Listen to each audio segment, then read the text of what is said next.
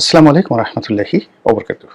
সম্মানিত দর্শক, বিএনপির ভারপ্রাপ্ত চেয়ারম্যান জনাব তারেক রহমান 25 তারিখ অর্থাৎ ডিসেম্বর মাসের 25 তারিখ 2025 সন বাংলাদেশে তার সুদীর্ঘ প্রবাস জীবন বা নির্বাসনের জীবন সমাপ্তি ঘটিয়ে লন্ডন থেকে তার স্বদেশে ফিরবেন। এটিকে বলা হচ্ছে বিএনপির পক্ষ থেকে জনাব তারেক রহমান সাহেবের স্বদেশ প্রত্যাবর্তন। এই স্বদেশ প্রত্যাবর্তনটিকে ল্যান্ডমার্ক করার জন্য বিএনপি সর্বোচ্চ প্রস্তুতি নিচ্ছে। ডিসেম্বর মাসের 25 তারিখ সরকারি ছুটির দিন, খ্রিস্টানদের বড়দিন। এদিন অফিস আদালত বন্ধ থাকবে। বৃহস্পতিবার এবং তারপরে শুক্রবার এবং শনিবার 2 দিন সরকারি বন্ধ। ফলে বৃহস্পতি, শুক্র, শনি এই 3 দিনে ব্যাপক রাজনৈতিক কর্মকাণ্ড, সংবর্ধনা এবং এটিকে একটা রীতিমতো উৎসবে পরিণত করার জন্য বিএনপির নেতাকর্মীরা সর্বাত্মক চেষ্টা চালিয়ে যাচ্ছেন, যাতে ঢাকা শহর লোকের লোকারণ্য থাকেন। জনাব তারেক রহমান সাহেবের নিরাপত্তা দলের পক্ষ থেকে সর্বোচ্চ পর্যায়ে নিশ্চিত করা যায় সে ব্যাপারে ব্যাপক প্রস্তুতি নেওয়া হচ্ছে। সামরিক বাহিনী যারা সাবেক কর্মকর্তা বিএনপি পন্থী, তাদের মাধ্যমে একটা নিরাপত্তা টিম তৈরি করা হয়েছে, যার সঙ্গে পুলিশের এক ঝাঁক কর্মকর্তা যারা 2001 থেকে 2006 সন পর্যন্ত বিএনপির যে জমানা, সে জমানাতে যারা খুব শীর্ষ পদে ছিলেন পুলিশের, তাদেরকে নিয়ে একটা চৌকুশ টিম গঠন করা হয়েছে।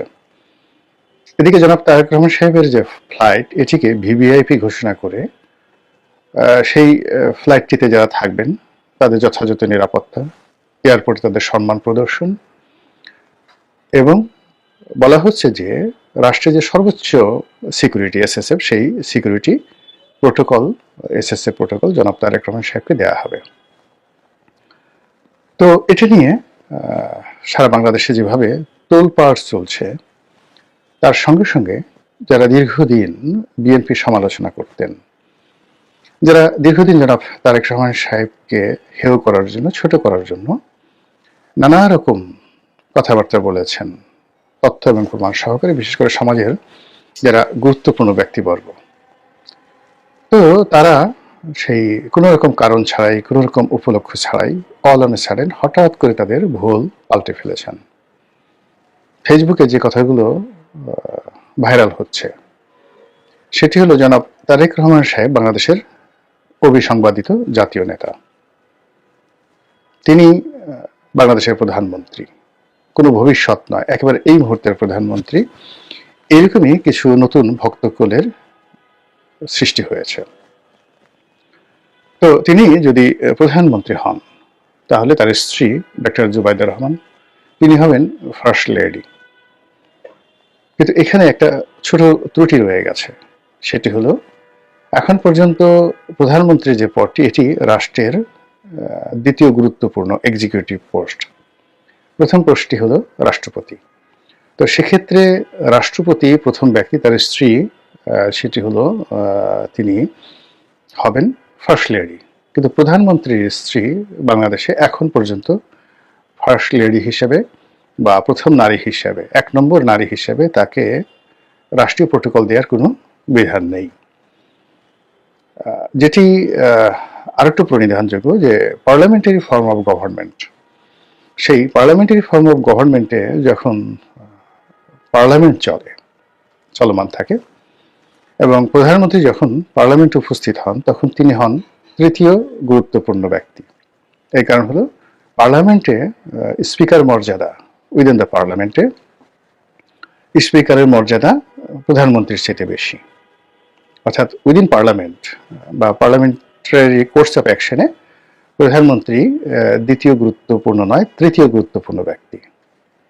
আবার প্রধানমন্ত্রী একজন যদি সংসদ সদস্য হন এবং সেই সংসদ সদস্য হিসেবে তিনি যদি সংসদীয় কমিটিতে উপস্থিত থাকেন, সেটা প্রধানমন্ত্রী হিসেবে কিংবা সংসদ সদস্য হিসেবে অথবা ধরুন কেউ মন্ত্রী হিসেবে, সেক্ষেত্রে ওই কমিটিতে, পার্লামেন্টারি কমিটির বৈঠকে যিনি যাকে বলা হয় সভাপতিত্ব করবেন, তিনি প্রথম ব্যক্তি। এবং পরবর্তীতে অন্যান্য যারা থাকবেন তারা সবাই ইকুইভ্যালেন্ট, মানে মন্ত্রী বলেন, এমপি বলেন, অন্যান্য যারা বলেন সবাই সমান এবং তিনি পার্লামেন্টারি কমিটির প্রধান ব্যক্তি। আবার যখন সংসদ চলে, মানে সংসদের যে হাউস রয়েছে সেই হাউজে সুপ্রিম লিডার হলেন স্পিকার, আর প্রধানমন্ত্রী এবং অন্যান্য যারা সংসদ সদস্য রয়েছেন তারা সেম ক্যাটাগরিতে প্রোটোকল পাবেন, মানে তারা সবাই কলিগ, একে অপরের সমান মর্যাদার সম্পন্ন। এতে 19-20 নেই, এটা হলো সংসদীয় প্রোটোকল। কিন্তু যদি সেই কোনো সংসদীয় রীতিনীতির মধ্যে সংসদের বাইরে চলে আসেন, হাউজের বাইরে চলে আসেন, সেখানে প্রধানমন্ত্রী সেই দ্বিতীয় গুরুত্বপূর্ণ আর স্পিকার তৃতীয় গুরুত্বপূর্ণ পার্লামেন্টারি সিস্টেমের মধ্যে। আর সরকারের যে এক্সিকিউটিভ বিভাগ রয়েছে সেই এক্সিকিউটিভ বিভাগে তিনি রাষ্ট্রপতির পরে দ্বিতীয় গুরুত্বপূর্ণ ব্যক্তি, এরপরে হলো প্রধান বিচারপতি। এভাবে আসলে সিস্টেমটি কাজ করছে। তো সেক্ষেত্রে জনাব তারেক রহমান সাহেবকে যারা প্রধানমন্ত্রী মনে করছেন, কোনো অবস্থাতেই তার স্ত্রী এই প্রোটোকলে ফার্স্ট লেডি হবেন না। ফার্স্ট লেডি হতে হলে তারেক রহমান সাহেবকে রাষ্ট্রপতি বানাতে হবে, অথবা সরকার ব্যবস্থাকে, যাকে বলা হয় পার্লামেন্টারি ফর্ম অফ গভর্নমেন্ট থেকে এটাকে নিয়ে যেতে হবে প্রেসিডেন্সিয়াল ফর্ম অফ গভর্নমেন্টে। তো এই ছোট্ট একটা ভুল অনেকের হয়ে যাচ্ছে, এটা আবেগের কারণে হয়ে যাচ্ছে। কিন্তু একটা বিষয় না বললেই নয়, সেটি হলো জনাব তারেক রহমান সাহেব এবং বিএনপিকে কেন্দ্র করে যে তেলবাজি চলছে এবং যে ধরনের প্রশংসা, অপ্ত বাক্য করা হচ্ছে, আলটিমেটলি এটা বিএনপির জন্য ভয়ানক। এর কারণ হলো প্রশংসা এমন একটা জিনিস, এটি শুনতে ভীষণ রকম ভালো লাগে, অসাধারণ ভালো লাগে। আর আপনি যদি খুব বেশি মাত্রায় কারো প্রশংসা করেন তো তার মধ্যে এক ধরনের জিহান তৈরি হয়ে যায়, এক ধরনের ইনসানিয়াত তৈরি হয়ে যায়, এবং সেই জিহান এবং ইনসানিয়াতের কারণে সেই লোক তার সমালোচনা কোনো অবস্থাতেই সহ্য করতে পারে না, গ্রহণ করতে পারে না। এই যে আমরা যারা প্রশংসা করি তারা মূলত একটি মানুষকে এমন একটা জায়গাতে নিয়ে যায় যে তিনি তার বিরুদ্ধে, তার সরকারের বিরুদ্ধে, তার পরিবারের বিরুদ্ধে ন্যূনতম, যাকে বলা হয়, সমালোচনা সহ্য করতে পারেন না। বোঝার চেষ্টা করুন যে Adolf Hitler was one of the finest Democratic leader.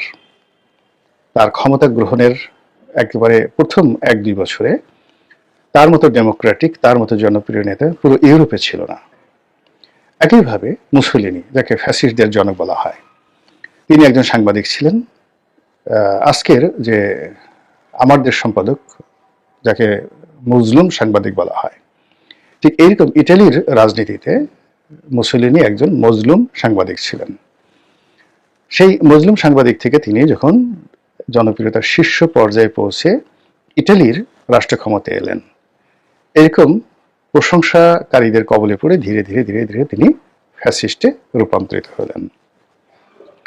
তো সেই দিক থেকে জনাব তারেক রহমান সাহেবকে নিয়ে যারা অতিরিক্ত প্রশংসা করছেন, তার পরিবারকে নিয়ে যারা অতিরিক্ত প্রশংসা করছেন, তারা কিভাবে সর্বনাশ ঘটাচ্ছেন তার একটা জ্যান্ত উদাহরণ দেয়। যেমন ধরুন, জনাব তারেক রহমান সাহেবের স্ত্রী ডাক্তার জুবাইদা রহমান, তিনি এয়ারপোর্ট দিয়ে যাচ্ছিলেন। তো সববারই কিন্তু তার যাতায়াতের যে বিষয়টি, এটি একটা নির্দিষ্ট সার্টেন লিমিট পর্যন্ত ক্যামেরায় এসেছে। এইবার কে বা কারা তার সেই যাত্রা পথটিকে, তিনি যে যাচ্ছেন, এটিকে লাইভ ফেসবুকে লাইভ প্রচার করেছে। আমি নাম বললাম না, খুঁজে বের করুন। তো সেই প্রচারের মধ্যেই দেখা গেল যে জুবাইদা রহমান, তিনি তার যে ব্রিটিশ পাসপোর্টটি, তিনি ইমিগ্রেশনের যে কাউন্টার, সেই কাউন্টার পার হয়ে যখন তিনি এয়ারক্রাফটে উঠবেন, বোর্ডিং ব্রিজে উঠবেন, তো বোর্ডিং ব্রিজের আগে একটা চূড়ান্ত, যাকে বলা হয়, চেক আপ হয়। তো তিনি যখন সেই চেক আপের জন্য সেখানে সেই পাসপোর্ট দিলেন, অমনি সবার সামনে উন্মুক্ত হয়ে গেল যে doctor Zubaida Rahman British passport holder. এটি আগামী নির্বাচনে কিভাবে যে জামাতের লোকজন বাজাবে এবং বিএনপি বিরোধীরা এই যে তার বিরুদ্ধে যে সকল মানে শব্দ প্রয়োগ করবে, এটি কল্পনাই করা যায় না। বোঝার চেষ্টা করুন যে সজীব ওয়াজেদ জয় ঠিক এই ক্ষমতা হারানোর পর তিনি মার্কিন পাসপোর্ট নিয়েছেন। এর আগ পর্যন্ত কিন্তু তার বাংলাদেশি পাসপোর্ট ছিল। অন্যদিকে বিএনপি যারা প্রতিদ্বন্দ্বী রয়েছেন, তাদের কারোরই এরকম বিদেশি পাসপোর্ট নেই। তো সেখানে জনাব তারেক রহমান সাহেব যদি তার কাছে একটা অ্যাসাইলাম কার্ড থাকে, তার স্ত্রী বা সন্তান এদের যদি ব্রিটিশ পাসপোর্ট থাকে, এটি আমাদের দেশের যে প্রচলিত রাজনীতি, সেই প্রচলিত রাজনীতির জন্য বিশেষ করে নির্বাচনের মাঠে ভীষণ রকম বুমেরাং। ভারতে একই অবস্থা। ভারতে ধরুন সোনিয়া গান্ধী, এত মেধা, এত যোগ্যতা, এত স্যাক্রিফাইস, কিন্তু তিনি কেবল ইটালিতে জন্মগ্রহণ করেছেন, এই কারণে ভারতবাসী তাকে মেনে নেয়নি। আবার ধরুন রাহুল গান্ধী, তো রাহুল গান্ধী বিয়ে করেননি এখন পর্যন্ত। এর কারণ হলো তিনি যে মেয়েটিকে ভালোবাসেন তিনি একজন বিদেশি নাগরিক। তো তার মায়ের পরিণতি যেন তার জীবনে না আসে, বা তার বাবার পরিণতি যেন তার জীবনে না আসে, এই কারণে তিনি এখন পর্যন্ত কোনো বিদেশি নাগরিককে বিয়ে করেননি। তার জীবনটাই শেষ হয়ে গেল রাজনীতির জন্য। তো ভারতের মতো একটা আল্ট্রা মডার্ন সোসাইটি, যা কিনা গত 30 বছরে এতটা বিবর্তিত হয়েছে যে তাদের গণতান্ত্রিক বিধি ব্যবস্থা, রাষ্ট্রীয় কাঠামো, সুশাসন এবং জবাবদিহিতা এবং সামরিক সক্ষমতা, এটি প্রথম যাকে বলে বিশ্বের যে সভ্যতম 10-12টি দেশ ওই পর্যায়ে। তো সেখানে যদি একজন রাজনীতিবিদের ব্যক্তিগত জীবনে এরকম অবস্থা হয়, আমাদের দেশে কি হতে পারে?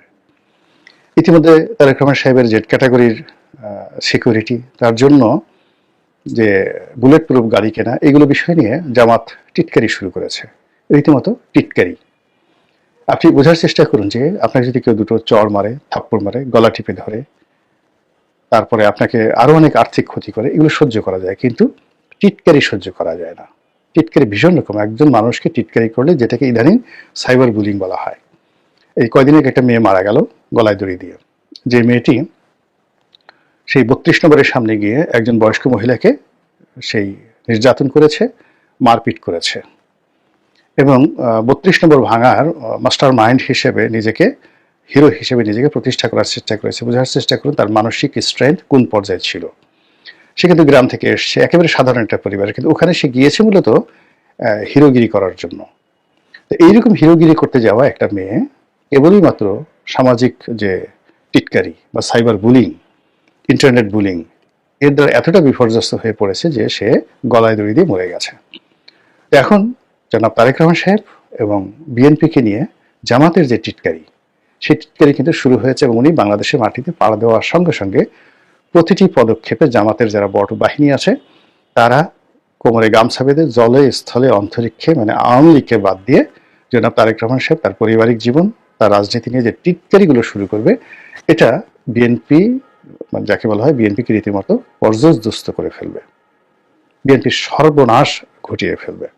তো কাজে যে কোনো এই যে যারা দলের অতি উৎসাহী যারা লোকজন রয়েছেন তাদের ব্যাপারে, তারপরে বিএনপির যারা সাইবার টিম রয়েছেন তাদের কর্মকাণ্ডের ব্যাপারে, বিশেষ করে বিএনপির প্রশংসা করার ব্যাপারে, বিএনপির যে কোনো যাকে বলা হয় রাজনৈতিক মতাদর্শ তুলে ধরার ক্ষেত্রে, তারেক রহমান সাহেবকে হাইলাইট করার ক্ষেত্রে এই মুহূর্তে এতটা সতর্ক হতে হবে যে পান থেকে চুন খসলে সারা জীবনের অর্জন কিংবা গত সেই প্রায় 17-18 বছরের যে স্যাক্রিফাইস, আত্মত্যাগ, দুর্ভোগ, দুর্দশা, সব কিছু কিন্তু এই মুহূর্তে পণ্ড হয়ে যাওয়ার ঝুঁকি থেকে যাবে। আপনারা সেই হরপ্রসাদ শাস্ত্রীর বিখ্যাত তেলের কথা শুনেছেন। আর শেখ হাসিনার জামানাতে সাংবাদিক সম্মেলনে কি ধরনের তেল দেওয়া হতো সেটা আপনারা সবাই দেখেছেন। আপনারা যতই বিরক্ত হন না কেন, কিন্তু ওই যে সাংবাদিক সম্মেলনে যে তেলের, মানে যাকে বলে ড্রাম নিয়ে সাংবাদিকরা উপস্থিত হতেন গণভবনে, ওটার জন্য কিন্তু শেখ হাসিনা শেষের দিকে একেবারে উন্মুখ হয়ে থাকতেন। এটা তার জন্য একটা মানসিক প্রশান্তি ছিল, এবং এটা তার জন্য একটা বিরাট, যাকে বলা হয় একটা অ্যাক্রিডেশনের ব্যাপার ছিল। ফলে তিনি বিদেশে যেতেন, এসেই এই অনুষ্ঠান করার জন্য রীতিমতো পাগল হয়ে যেতেন, এবং তিনি তার দুঃখ ভোলার জন্য, কষ্ট ভোলার জন্য, অপমান ভোলার জন্য এই তেলবাজদের আশ্রয় নিতেন তিনি। এবং এটা হয়তো 2012 সালে তার ছিল না, কিন্তু ধীরে ধীরে ধীরে ধীরে এটা একটা তার রোগে পরিণত হয়ে যায়, যেটাকে আপনাকে বলছিলাম ইনসানিয়াতের জিহান, এটা পরিণত হয়ে যায়। এখন তারেক রহমান সাহেব বিদেশে আছেন খুব সীমিত আকারে, মানে ইন্টারনেটের মাধ্যমে তিনি অনেক প্রশংসা পাচ্ছেন, কিন্তু যখন বাংলাদেশে আসবেন, আসার পর যদি আমরা অতিমাত্রায় তৈলমর্দন করতে থাকি, তাহলে তিনি তার অতীতের যে ভুল ত্রুটিগুলো ছিল, যেগুলোর ব্যাপারে তিনি সিদ্ধান্ত নিয়েছেন যে এগুলো আর যেন আগামীতে না হয়, তিনি ঘুরে দাঁড়ানোর চেষ্টা করছেন, এই জিনিসগুলো তিনি ভুলে যাবেন এবং তার মনে হবে হি ওয়াজ রাইট। আপনি চিন্তা করুন যে ডক্টর এস টি ইমাম, আল্লাহ তাকে ক্ষমা করুন, তিনি মরে গিয়েছেন। One of the brilliant officer ছিলেন, সিএসপি অফিসার ছিলেন, সরকার অতি গুরুত্বপূর্ণ সবচেয়ে বড় পদ ক্যাবিনেট সচিব। সেই ক্যাবিনেট সচিব ছিলেন বঙ্গবন্ধুর জামানাতে, আর খন্দকার মোশতাককে সেই ক্যাবিনেট সচিব রূপে তিনি শপথ পাঠ করিয়েছেন। বুঝার চেষ্টা করুন। তো তার মতো মানুষ যখন শেখ হাসিনার সামনে দাঁড়িয়ে হাত কাছুমাছু করে তারপরে মাথা নুইয়ে যখন বলতেন sir you are right, Sheikh হাসিনাকে স্যার বলাটা তিনি শুরু করেছিলেন। তো বোঝার চেষ্টা করুন, তখন কিন্তু আসলে মাথা ঠিক থাকে না যে কোনো লোকেরই, রাজনৈতিক যারা নেতৃবৃন্দ রয়েছেন, যে এরকম একজন জ্ঞানী গুণী পণ্ডিত ব্যক্তি তিনি আমার আনুগত্য দেখাচ্ছেন, প্রশংসা করছেন, আর একজন ইউটিউবার, একজন রাজনীতির কর্মী, একজন পত্রিকার কলাম লেখক কিংবা টকশোর একজন বক্তা আমার সমালোচনা করছে, কত বড় সাহস, ওর গালের উপর দুই গালে দুটো চড় বসিয়ে দাও। এটা স্বাভাবিক ব্যাপার।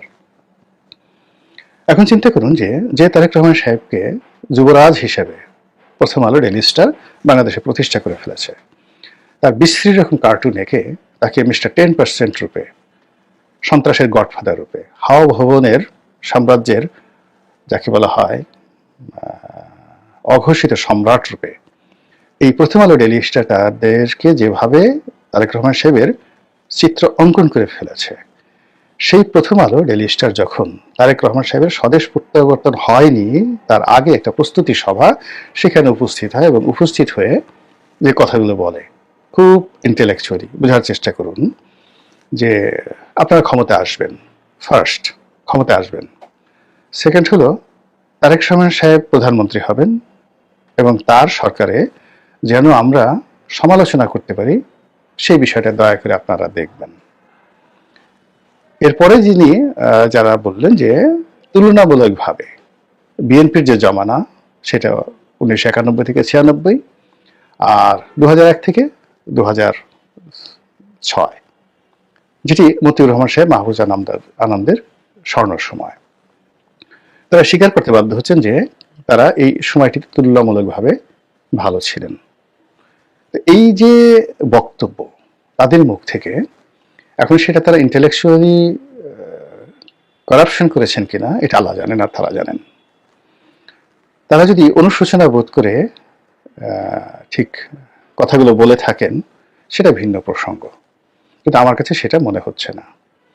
তারা এই যে তাদের মুখ থেকে যে প্রশংসাগুলো করা হয়েছে, এই প্রশংসার ফলে কি হলো, তারেক রহমান সাহেব এবং বিএনপির মাথা খারাপ হয়ে যাবে নিঃসন্দেহে। এবং এখানে তাদের আর একজন মুখপাত্র আছেন, সমকালের সম্পাদক জনাব একে আজাদ সাহেব।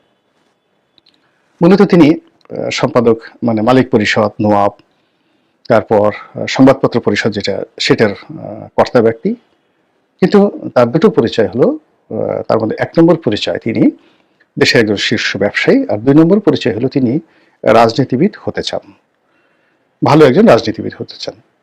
সে রাজনীতিবিদ হওয়ার জন্য পত্র পত্রিকাটিকে তিনি বা তার যে মিডিয়া হাউসকে তিনি এখানে একটা অক্সিলারি ফোর্স, সাহায্যকারী একটা শক্তি হিসেবে ব্যবহার করতে চাচ্ছেন। ফলে কি হলো, তিনি সব জায়গাতেই একটা লিবারেল ভূমিকা পালন করেন, যাকে বলা হয় ডিপ্লোম্যাটিক ভূমিকা পালন করেন। তো তিনি সেই তারেক রহমান সাহেবকে উদ্দেশ্য করে যেটি বলেছেন সেটি হলো, দেখুন এখানে যারা এসছে মানে জনাব মাহফুজ সাহেব এবং জনাব মতিউর রহমান, তারা কোনো রাজনৈতিক দলের দাওয়াতে যান না, আপনাদের এখানে এসেছেন, এই জন্য তাদেরকে ধন্যবাদ জানাই।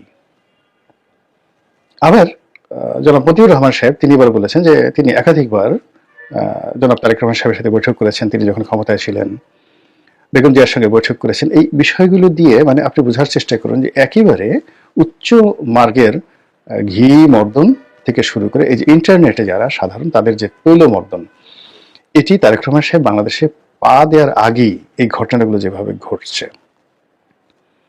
স্বয়ং আল্লাহ যদি তারেক রহমান সাহেবকে এবং বিএনপিকে হিকমত দান না করেন, তাহলে এই তেল থেকে মানে কামানের গোলা থেকে রক্ষা পাওয়া যায়, যে কোনো আক্রমণ থেকে, আততায়ীর আক্রমণ থেকে রক্ষা পাওয়া সম্ভব, কিন্তু তেলের যে যন্ত্রণা, তেলের যে তেলবাজি, এর থেকে রক্ষা পাওয়া যায় না। আল্লাহ বিএনপিকে হেদায়েত দান করুন। আসসালামু আলাইকুম ওয়া রাহমাতুল্লাহি ওয়া বারাকাতুহু।